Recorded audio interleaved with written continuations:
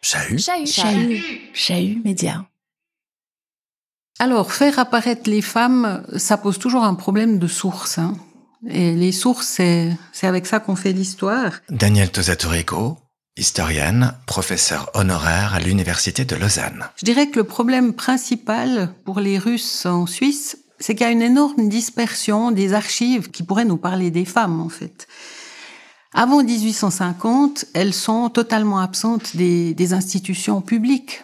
Donc là, on perd déjà une possibilité de les trouver. Il n'y a pas de femmes étudiantes. Elles sont pas admises dans les académies. Elles sont pas admises non plus dans les sociétés de pensée, dans les sociétés scientifiques. Alors, où est-ce qu'on peut trouver des traces de ces femmes ? C'est un grand défi. Il faut se plonger dans l'archive privée. Il faut essayer de retrouver des journaux, parce que ces femmes ont été nombreuses à tenir des journaux. On peut aussi recourir à des écrits personnels d'hommes, parce que les hommes, de temps en temps, disent aussi que les femmes sont présentes. Et là, je vous renvoie aux mémoires de Pyrame de Candolle, qui relate vraiment dans le détail ses rencontres avec la communauté russe. Et pour lui, il n'y a pas de doute, lui il trouve que les femmes sont supérieures aux hommes, de toute façon.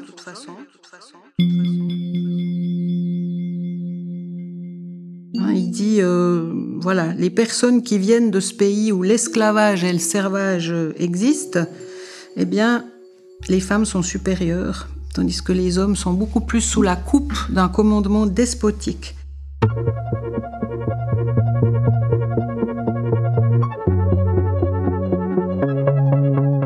Au milieu des années 1860, la Suisse est ainsi le théâtre d'un afflux important d'étudiantes issues de l'Empire russe.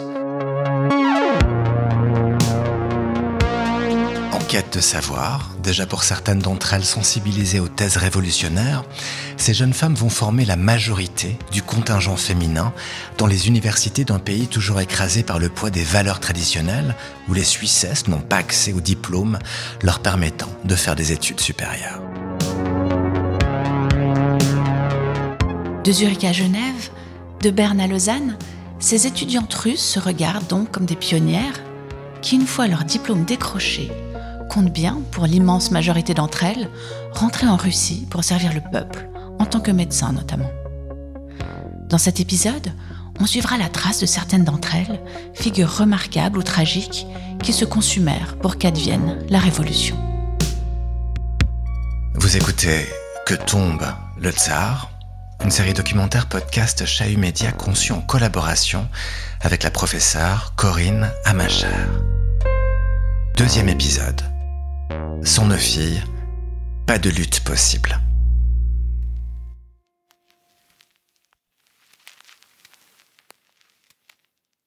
Quelques mois passèrent et le calme, l'existence sans but de la campagne commencèrent à me peser. Qu'entreprendre ? Que devenir ? Institutrice, actrice, je n'avais aucune idée sur le théâtre. Je me convainquis en préparant ma sœur Eugénie à entrer à l'Institut que je serais incapable de devenir pédagogue. Les aspirations des femmes aux études universitaires étaient nouvelles à cette époque. Suslova avait déjà reçu à Zurich son diplôme de docteur en médecine et en chirurgie. L'annonce de ce fait dans un journal m'indiqua ma voie. Je demandais à entrer à l'université, à l'étranger, à Kazan, où l'on voudrait, pourvu que je puisse faire des études, devenir médecin et porter mon savoir dans les campagnes comme une arme contre la maladie, la misère et l'ignorance.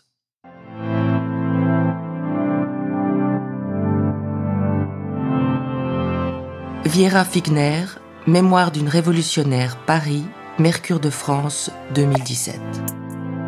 En Suisse, à l'époque, fin 19e siècle, nous avons 7 universités pour un pays de 3 300 000 d'habitants au tournant du siècle. Natalia Tikhonov-Sigrist, historienne, spécialiste de la question des étudiantes russes en Suisse. C'est énorme, c'est le seul pays en Europe qui compte autant d'universités pour une population qui n'a pas de grande tradition universitaire. Donc c'est une population en partie rurale. Les études universitaires ne sont pas aussi prisées que par exemple en France ou en Italie ou même en Espagne.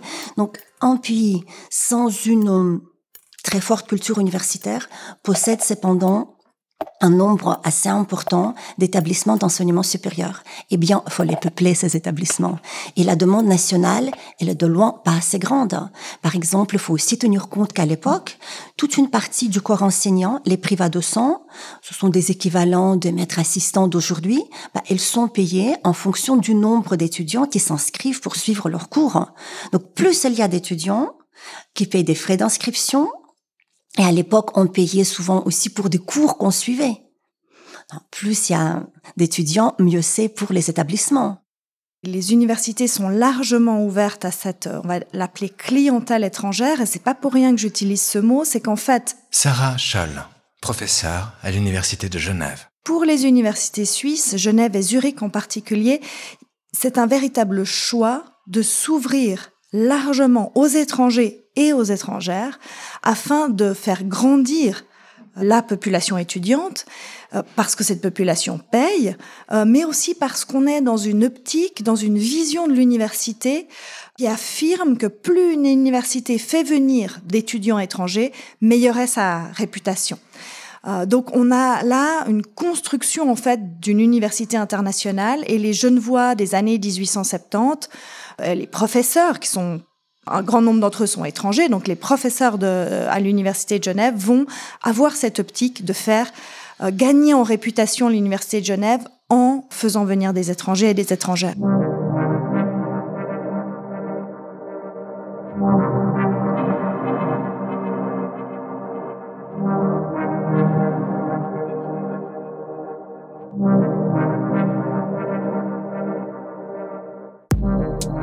La construction de l'université fait partie d'un projet de Genève internationale, qui est déjà là, parce que Genève, les Genevois, les vieux Genevois se conçoivent comme une capitale internationale, celle du calvinisme.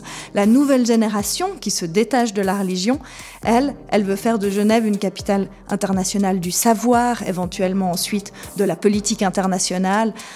Et puis à ce moment-là, il y a déjà la Croix-Rouge qui est en plein essor, donc on a déjà une convergence, on veut créer une convergence autour de Genève.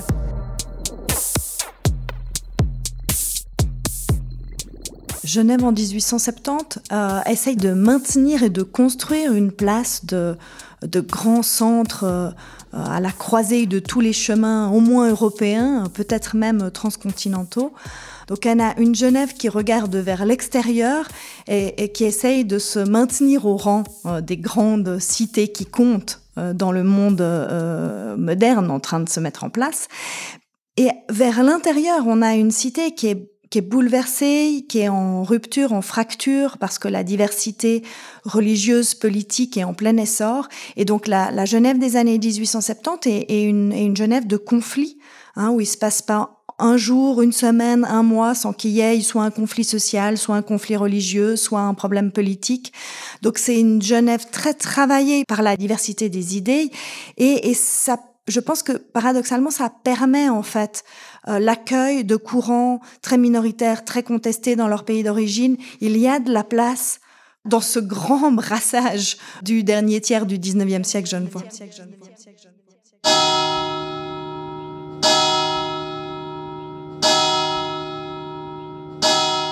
En Suisse, quelles sont les premières universités à s'ouvrir aux femmes ? Zurich, c'est la première, en 1867. Ensuite, Berne et Genève suivent de près, en 1872. Corinne Amacher, professeure ordinaire d'histoire russe et soviétique, Université de Genève. Les femmes doivent par contre attendre 1890 pour pouvoir étudier à Lausanne et à Bâle. Mais à Bâle, les étrangères qui n'ont pas grandi dans cette ville sont exclues de l'université jusqu'en 1914. Il faut attendre 1894 pour qu'elles puissent étudier à l'Académie de Neuchâtel, qui devient une université bien plus tard, je crois, en 1909. Et il faut attendre 1905 pour qu'elles puissent étudier à Fribourg. Et ça explique bien pourquoi Zurich, Berne, Genève, puis ensuite Lausanne, dès 1890, ce sont les universités où il y a le plus, en fait, d'étudiants et d'étudiantes russes.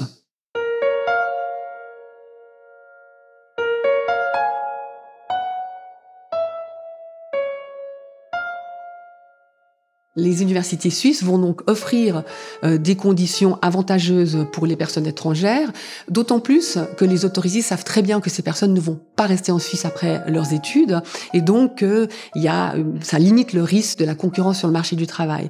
Et donc, paradoxalement, il est plus facile pour un étranger de rentrer dans une université suisse que pour en local, pour en national. Et les universités vont faire une sorte de chasse à l'étudiant étranger parce que, en fait, plus les effectifs sont élevés, plus il est facile d'obtenir des crédits.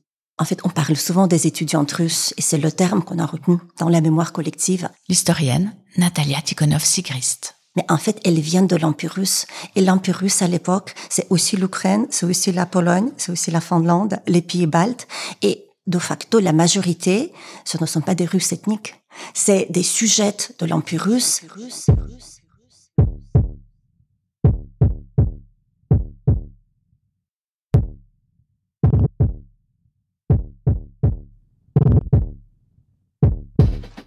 Ici quelques chiffres. Selon les recherches menées par Natalia Tikhonov, 80% des femmes inscrites dans l'ensemble des universités suisses à la toute fin du 19e siècle, au début du 20e siècle, sont des femmes étrangères. Sur ce corpus, 85% sont originaires de l'Empire russe. Et parmi elles, une majorité sont des étudiantes juives. Maintenant, pourquoi une présence aussi importante de juives parmi ces étudiantes inscrites dans les universités de principalement Zurich ou Genève ? D'abord, parce que ces femmes ne peuvent que très difficilement étudier dans les établissements non mixtes créés dans l'Empire russe en raison des quotas qui visent les non-orthodoxes. Ensuite, parce que la population juive, qui totalise 6% de la population russe, vit confinée dans une zone de résidence à cheval sur les territoires actuels de l'Ukraine, de la Biélorussie, de la Pologne et de la Lituanie.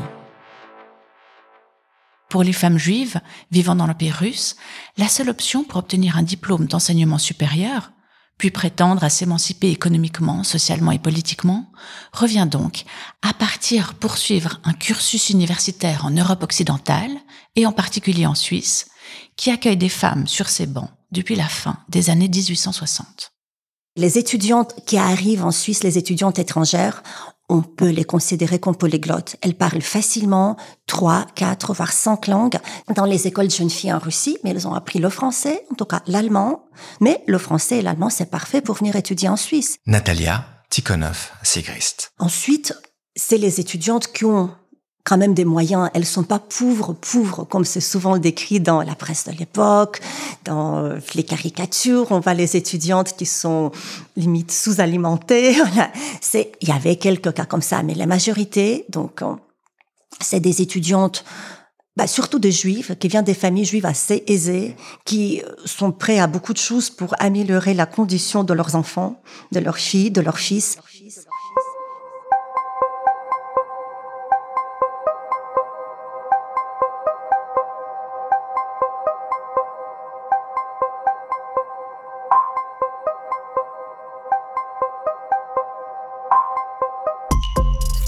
Ces femmes viennent généralement étudier les sciences en Suisse, et en particulier ici à Genève. La professeure Sarah Scholl. Elles cherchent à devenir médecins.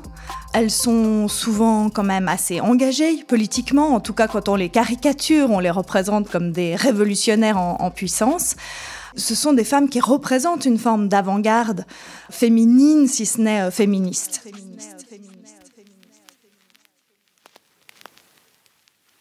Je n'avais qu'une idée à l'arrivée à Zurich, me consacrer tout entière à l'étude de la médecine.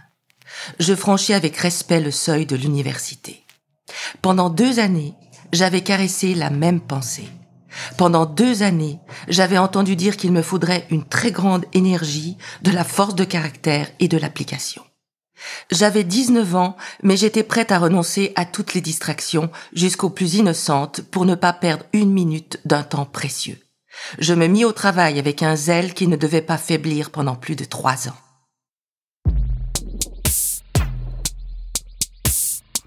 Viera Figner, Mémoire d'une révolutionnaire, Paris, Mercure de France, 2017. Le mouvement féministe travaille la société de manière assez importante, même si le cas là, de l'entrée des femmes à l'université est intéressant, parce que d'un côté, on a un besoin de l'université de s'ouvrir vers une clientèle étrangère, c'est-à-dire des gens qui vont payer et qui peuvent être des hommes ou des femmes, finalement, peu importe, tant que ces personnes viennent remplir les bancs de l'université et lui permettent de grandir. Mais d'un autre côté, il y a bien dans ce geste d'ouvrir l'université aux femmes un acquis de la lutte féministe qu'on voit travailler la société dans son ensemble, une demande pour une meilleure éducation des femmes. Et en tout cas, c'est comme ça que les féministes le perçoivent. Et dans la presse féministe, c'est très intéressant de voir qu'elles listent toutes leurs victoires. Il y a des requêtes concernant l'égalité salariale, par exemple dans les postes. Ça fait partie des victoires de ces années 1872-1873. Mais elles mettent aussi la nouvelle loi sur l'université, enfin d'abord celle de Zurich, puis celle de Genève, elles le conçoivent comme quelque chose qu'elles ont obtenu. Et ça me semble important à relever, c'est-à-dire que c'est pas juste la conjoncture économique, c'est pas juste l'air du temps. Il y a aussi derrière des femmes qui prennent la parole et qui demandent des choses. Ce qui est aussi important de savoir, c'est que les têtes d'affiche du féminisme, telles Marie-Gueugue Pouchoulin, donc du féminisme genevois, sont des personnes proches de l'international. Ce sont des personnes qui sont engagées dans le socialisme et qui vont, par cet engagement, énormément discuter avec des figures qui viennent de tout l'Occident, ad minima, au moins ça.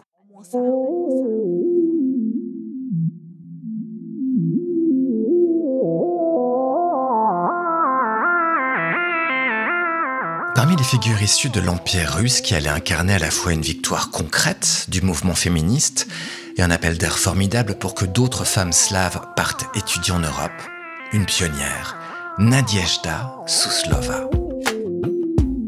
Alors Nadezhda Suslova, c'est effectivement une femme qui décide de se rendre à Zurich d'abord comme auditrice, parce que Zurich accepte les auditrices depuis 1840 déjà. Corinne Amacher. Elle a étudié en Russie comme auditrice, parce qu'en Russie, les femmes, pendant un certain temps assez court, ont été acceptées comme auditrices dans les universités. En 1863, elles sont exclues en tant qu'auditrices, et donc elle décide de venir à Zurich. Et puis, elle obtient son doctorat en 1867. Elle rentre en Russie, et là, elle va passer un examen en 1868. Elle va finalement travailler comme médecin en Russie. Pourquoi elle est tellement importante ? Parce qu'elle a servi de modèle, en fait, pour de nombreuses autres filles russes. Elle a eu une influence extraordinaire. Et après elle, de nombreuses filles russes ont voulu suivre sa voie. Et c'est là qu'arrive une vague d'étudiantes, de filles russes à Zurich. Entre 1867 et 1873, on a environ 120 filles russes qui étudient à Zurich, et majoritairement la médecine.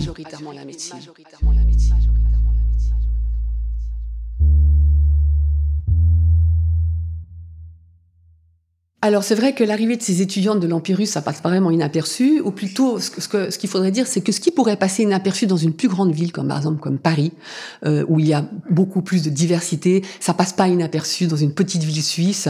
D'abord parce que ces étrangères russes ne sont pas des milliers. Entre 1867 et 1873, comme je l'ai dit, c'est à peu près 120 filles russes qui sont à Zurich. Mais il n'y a pas que des filles, il y a aussi les garçons, il y a aussi des étudiants russes. Et donc en 1872-73, ces garçons et ces filles de Russie constituent la plus grande partie du contingent étranger de l'université de Zurich, et les étudiantes russes, c'est l'écrasante majorité du contingent féminin.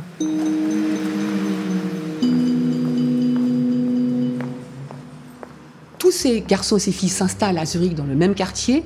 C'est le quartier de Hottingen et de Oberstraße.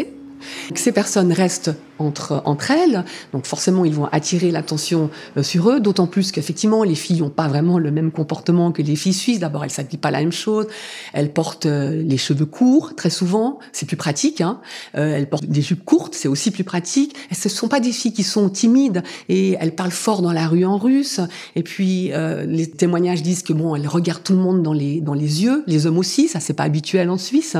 Et puis le pire, c'est qu'elles fument, pas toutes évidemment, mais il y en a certaines qui fument, et ça c'est vraiment quelque chose qui va choquer. Oui, et puis surtout, ces garçons et ces filles se rencontrent le soir dans des communautés. Ce sont souvent des cercles de lecture et de discussion, parce que ces garçons et ces filles sont quand même assez sérieux.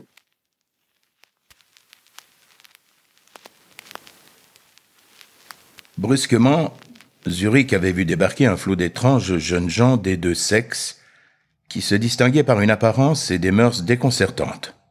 Tous, et leur groupe approchait les 300 âmes, s'était installée sur une étroite bande située entre deux petits faubourgs, Hottingen et Oberstrasse, qui s'étiraient au pied de la montagne zurichoise, à droite et à gauche du Polytechnicum.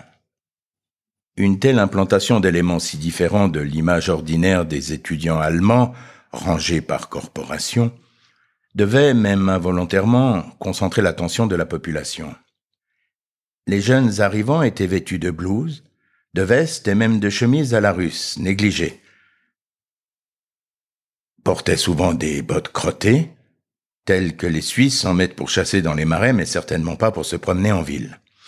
Ajoutons à cela les attributs habituels en Russie des étudiants et séminaristes, tels que les longs cheveux en désordre, les lunettes noires et l'éternelle cigarette entre les lèvres.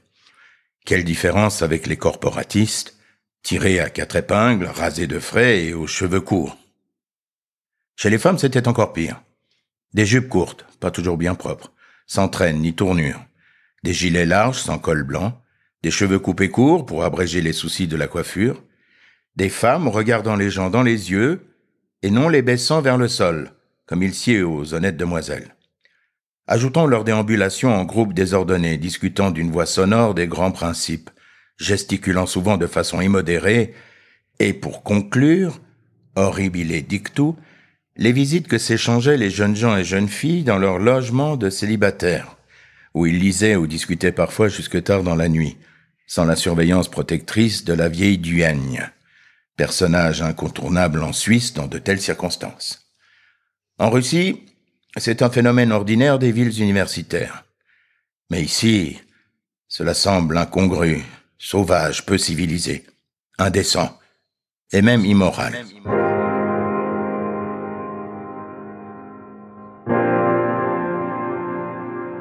Extrait des mémoires de Nikolai Kuliapko-Koretsky, cité dans Mikhail Shishkin, La Suisse russe, Paris, Fayard 2007.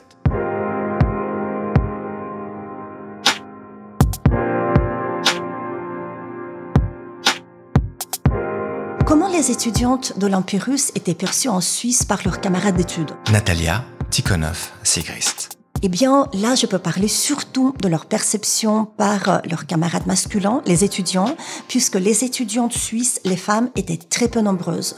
Souvent, on imagine un tas de choses par rapport à ces étudiantes russes, elles sont politisées, qu'elles mènent des vies très extravagantes, mais encore une fois, c'est plutôt les clichés, parce que quand on lit la littérature mémorielle, les mémoires, les souvenirs de ces étudiantes, elles passaient beaucoup de temps à étudier.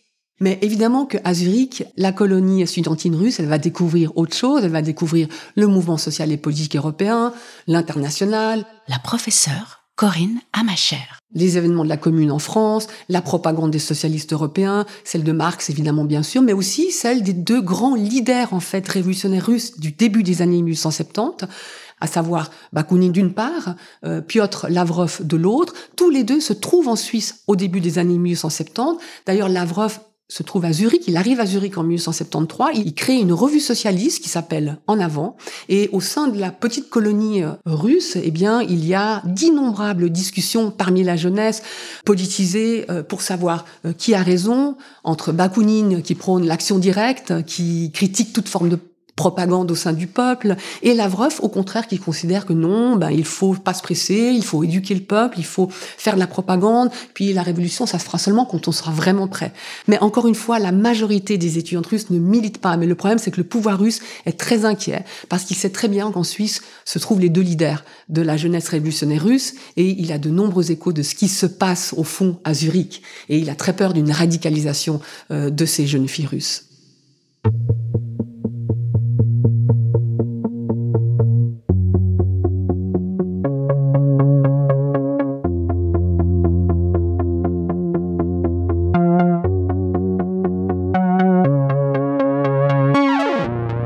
Mai 1871, après 72 jours d'insurrection populaire, la Commune de Paris, prodigieuse expérimentation sociale et politique née du rejet du gouvernement de Thiers, est écrasée.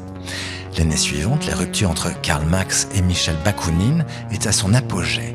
Le premier reproche aux Russes, son manque de rigueur théorique, son irréalisme et sa précipitation désordonnée.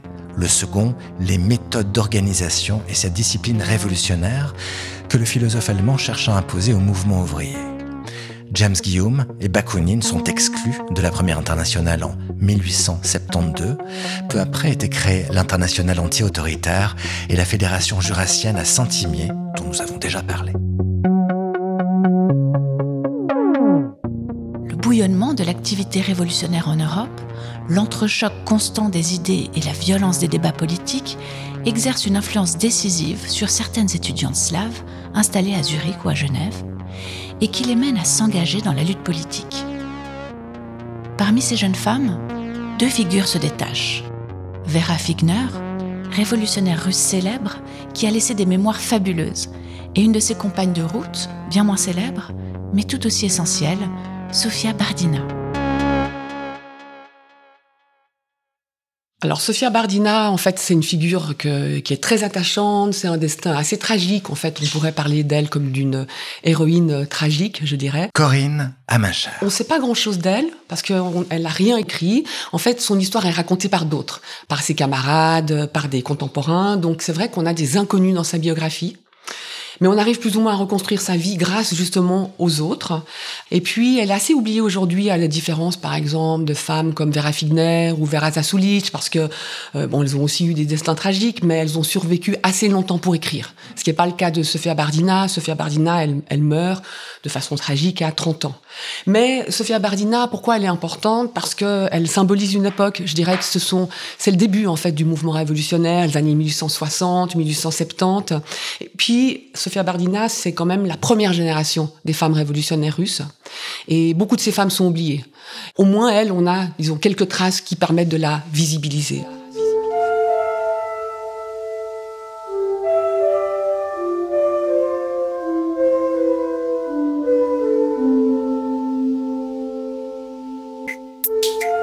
Elle est née avant l'abolition du servage, qui passe en 1861, famille de petite noblesse, parcours assez typique de ces femmes qui font des études secondaires en Russie, puis ensuite qui vont à Zurich pour étudier la médecine.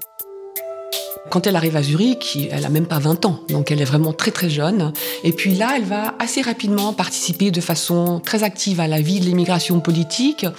Notamment, elle va travailler dans une imprimerie, l'imprimerie révolutionnaire qui s'appelle Piotr Lavrov. La grande idée de Lavrov, c'est il faut payer sa dette au peuple. Ici, par peuple, comprendre les paysans qui en Russie étaient des serfs jusqu'à il y a encore peu. Parce qu'ils ont été exploités pendant des siècles, une classe de privilégiés a pu vivre dans l'opulence durant des générations. Fini tout cela, à présent, jugent les révolutionnaires, est venu le temps de payer sa dette. Donc c'est une idée très forte qui influence énormément de révolutionnaires, dont Sofia Bardina. C'est l'idée que il faut se sacrifier. On est prêt à tous les sacrifices dans des conditions autocratiques qui sont quand même très très dures. En même temps, on sait que Sofia Bardina, elle est aussi influencée par Bakounine. Et comment on le sait? Parce que elle a assisté en septembre 1872 au congrès de Saint-Imier, qui marque en fait la naissance de l'internationale anti-autoritaire, c'est la naissance de l'anarchisme en quelque sorte. Donc elle y est, elle est là-bas, donc elle est vraiment dans cette influence de ces 2 grands titans en fait de l'idée révolutionnaire russe. Et donc à Zurich, c'est elle qui anime le cercle des Fritschi.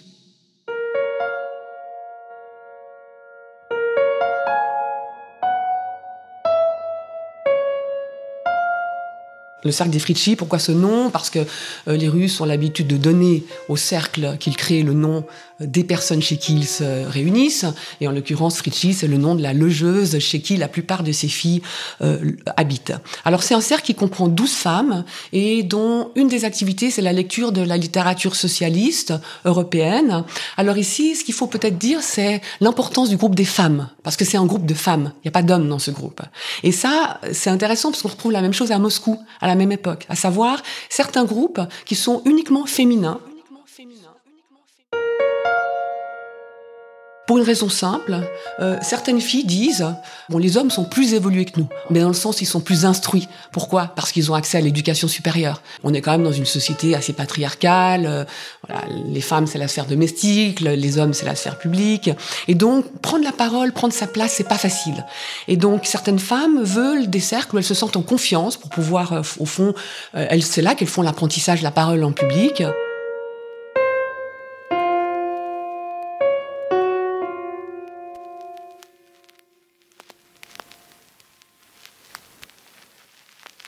Le cercle se donnait pour but, premièrement, d'étudier le développement des idées socialistes depuis Thomas More jusqu'à nos jours. Fourier, Saint-Simon, Cabet, Louis Blanc, Proudhon, Lassalle. Deuxièmement, d'étudier l'économie politique. Troisièmement, d'étudier les mouvements populaires et les révolutions. Quatrièmement, d'étudier la pratique du mouvement ouvrier dans les pays occidentaux.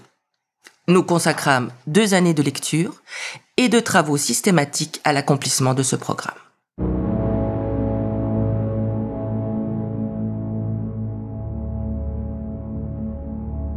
Viera Figner, Mémoire d'une révolutionnaire, Paris, Mercure de France, 2017.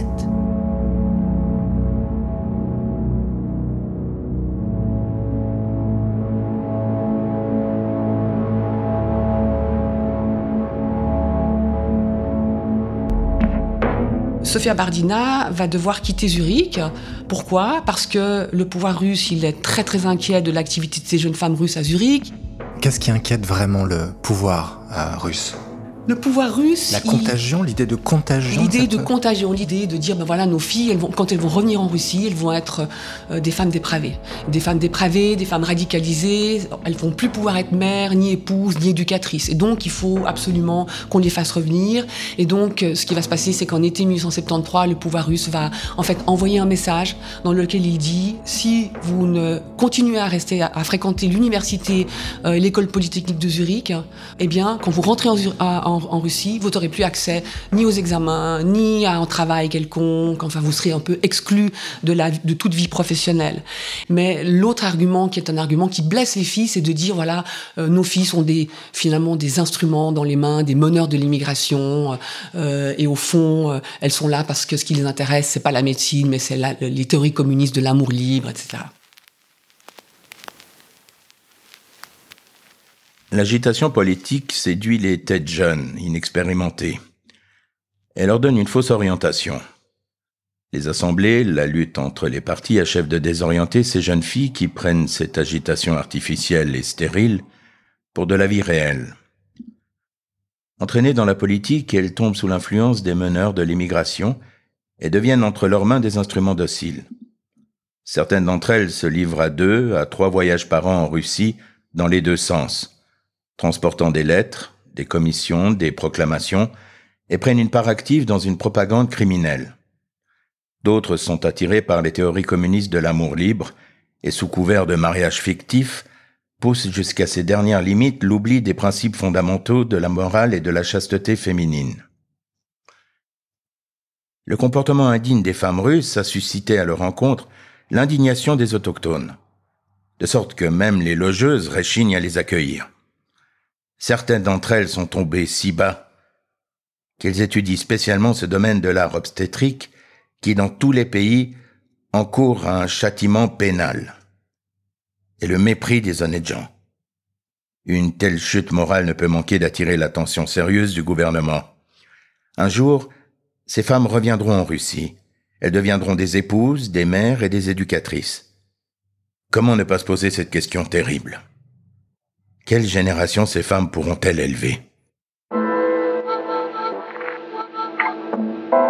Extrait du message du gouvernement russe aux étudiantes russes de Zurich, 21 mai 1873. En russe, on appelle cet édit du tsar un oukaz, et puis après, dans l'historiographie francophone, anglophone, on a gardé ce terme. Eh bien, donc cet oukaz, il n'interdit pas les études à Zurich. Natalia Tikhonov-Sigrist. Il interdit la reconnaissance des diplômes obtenus à Zurich dans l'Empire russe.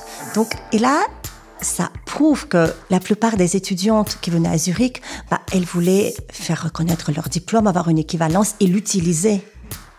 ou en tout cas que ce soit reconnu et qu'elles puissent, comme des étudiantes juives, obtenir des avantages socio-économiques qui allaient de pair avec la possession d'un diplôme d'enseignement supérieur. Effectivement, suite à ce message, une grande partie des étudiantes russes va quitter la ville de Zurich. Sofia Bardina, elle quitte aussi Zurich. Elle fait d'abord une tentative ratée d'aller étudier à Paris. Elle se rend à Genève. Et là, elle va suivre des cours d'obstétrique. Avec ses anciennes membres qui sont à Genève, elle va se rapprocher d'un groupe de socialistes caucasiens dont le groupe avait été créé à Zurich et qui tenait en congrès, en fait, à Genève. Corinne Amacher. Et donc, cette rencontre, elle a été très bien décrite, en fait, par un des membres du groupe qui s'appelle Ivan Jabadari. Il se rencontre dans une petite maison en bois à Carouge. Et ce que dit Ivan Jabadari, c'est très intéressant. Il dit, ces filles sont extrêmement instruites. Elles ont lu toute la littérature révolutionnaire russe, elles ont lu toute la littérature révolutionnaire d'Europe occidentale, et ça c'est très très rare, même parmi la jeunesse à Saint-Pétersbourg. Et puis ce qu'il dit aussi, c'est que ces filles, c'est incroyable, elles ont entendu la parole vivante des deux grands leaders, à savoir Lavrov et Bakounine. C'est vrai qu'elles ont eu cette chance énorme de pouvoir entendre ces deux grands bonhommes, en fait. Et donc, les deux groupes ont fusionné. Et ils vont décider de rentrer à Moscou, et là, de créer une organisation révolutionnaire dont le but, c'est de faire de la propagande dans les milieux ouvriers des centres industriels de Russie.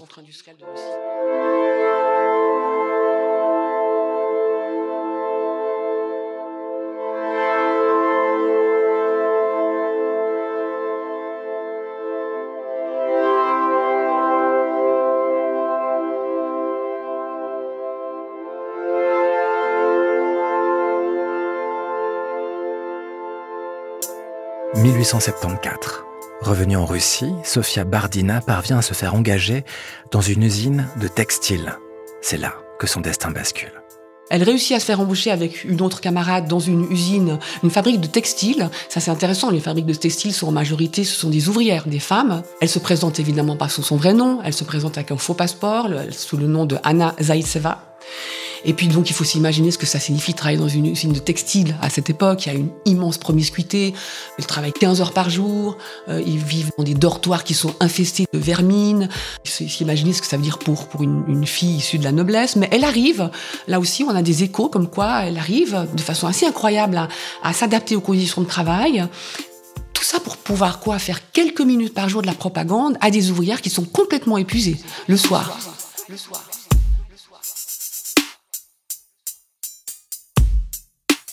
Alors, elle arrive même à s'intégrer dans un groupe d'hommes, à aller lire le soir dans un dortoir des textes qui parlent de la Révolution française, du mouvement international des ouvriers. Mais bon, cette action, elle dure en fait pas très longtemps parce que plusieurs membres du groupe sont arrêtés. Bon, un peu bêtement parce qu'on est encore à l'époque où on n'est pas des révolutionnaires professionnels. Et donc, on respecte pas les règles de la conspiration. On se réunit dans des appartements qui sont surveillés par la police. Et donc, finalement, les membres du groupe sont arrêtés. Et donc, elle, Sofia Bardina, elle va passer 2 ans en prison avant le procès. Puis finalement, elle est jugée pendant un procès qui est le premier grand procès politique public en Russie, qui se déroule en 1877. Il est connu sous le nom du procès des 50, parce qu'il y a 50 accusés, dont 16 femmes quand même, c'est assez important.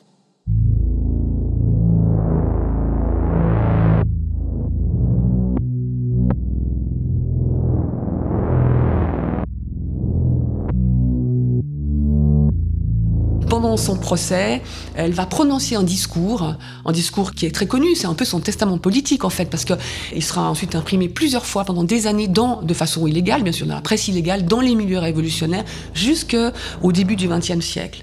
Et puis, Ivan Jabadari, qui se trouve aussi, lui, sur les bancs des accusés, il est arrêté en même temps. Il dit que, voilà, c'est un discours elle a réussi à le prononcer jusqu'au bout, parce qu'elle l'a dit avec beaucoup d'aisance, avec une voix très douce, comme si elle parlait de tout et de rien avec des amis. Et en fait, ce discours, c'est une critique très très forte de la société autocratique.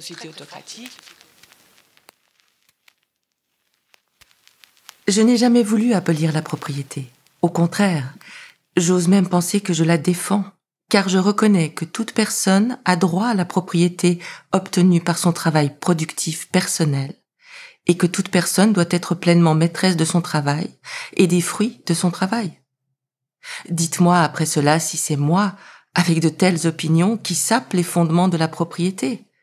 ou si c'est le manufacturier qui paye à l'ouvrier un tiers de sa journée de travail en empochant gratuitement les 2 autres tiers. Ou encore le spéculateur qui, jouant en bourse, ruine des milliers de familles, s'enrichit sur leur dos tout en ne produisant rien. Pas plus qu'aucun autre propagandiste, je ne prêche le communisme comme quelque chose d'obligatoire. Nous ne faisons que mettre au premier plan le droit de l'ouvrier à jouir pleinement du produit de son travail. Quant à la suite, à la façon dont il va disposer de ce produit, que ce soit sous la forme d'une propriété collective ou privée, ce sera son affaire. Nous ne prétendons pas, ni ne pouvons prétendre trancher ces questions à l'avance, car nous gardons à l'esprit qu'une telle organisation sociale ne pourra se réaliser que dans un avenir lointain, et que de semblables détails ne pourront être élaborés que dans la pratique.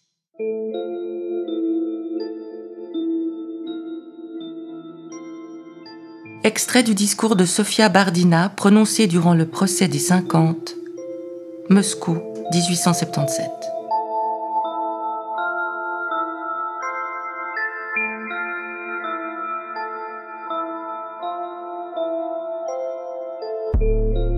Finalement, elle est condamnée en 1877 à 9 ans de travaux forcés, quand même, pour avoir lu des textes socialistes. Mais en fait, sa condamnation et la condamnation des autres aussi sont commuées en assignation à résidence en Sibérie. Elle se trouve dans la région de Tobolsk, où elle va vivre en fait de façon extrêmement isolée. Donc décembre 80, elle va réussir à s'évader de Russie grâce au soutien de ses amis révolutionnaires qui sont restés à Saint-Pétersbourg, qui n'ont pas été arrêtés. Alors elle est là, elle veut recommencer à méditer, mais elle a perdu toutes ses forces morales, ses forces physiques. Elle va pas se rendre à Saint-Pétersbourg, elle va un peu errer en Russie. Elle est évidemment dans la clandestinité puisqu'elle s'est évadée. Et puis, elle a pas beaucoup d'argent, elle a pas beaucoup de force. Et finalement, elle arrive à se réfugier à l'étranger en 1882. En fait, où elle se rend? Elle se rend à Genève. Le tsar a été assassiné en 1891. C'est la naissance des grandes organisations révolutionnaires. Elle a sauté tout ça parce qu'elle était en prison et en Sibérie. Donc c'est l'ouverture d'un autre chapitre dans l'histoire révolutionnaire. C'est un autre chapitre dans l'histoire révolutionnaire qu'elle elle a zappé en fait. Elle a pas partagé tout ça. Donc elle est très isolée. Elle n'arrive pas à s'intégrer. C'est comme si elle appartenait à la génération d'avant en fait. Et finalement, elle fait une tentative de suicide en 1883. Finalement, elle est hospitalisée à l'hôpital de Genève. Et puis elle meurt en avril 1883.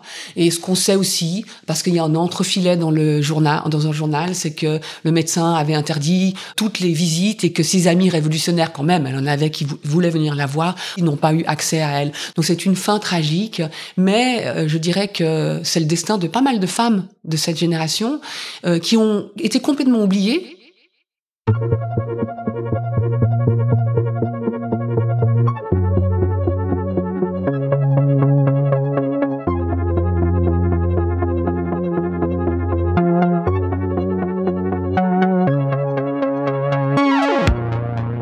Le premier groupe marxiste russe à l'étranger est né en 1883, l'année de la mort de Sofia Bardina, et quelques années plus tard, 2 groupes révolutionnaires rivaux vont se constituer, les bolcheviks d'un côté, puis les mencheviks de l'autre. 2 mouvements visant pourtant le même objectif, crever la bête capitaliste et renverser le tsar, mais en désaccord profond quant aux méthodes à adopter pour y arriver. Cette dispute et ces drames, on l'observera depuis la Suisse, et Genève en particulier, où débarque en 1903 un exilé politique russe peu commode, rat de bibliothèque et capable comme personne de se mettre le monde entier à dos. Vladimir Ulyanov, dit Lénine.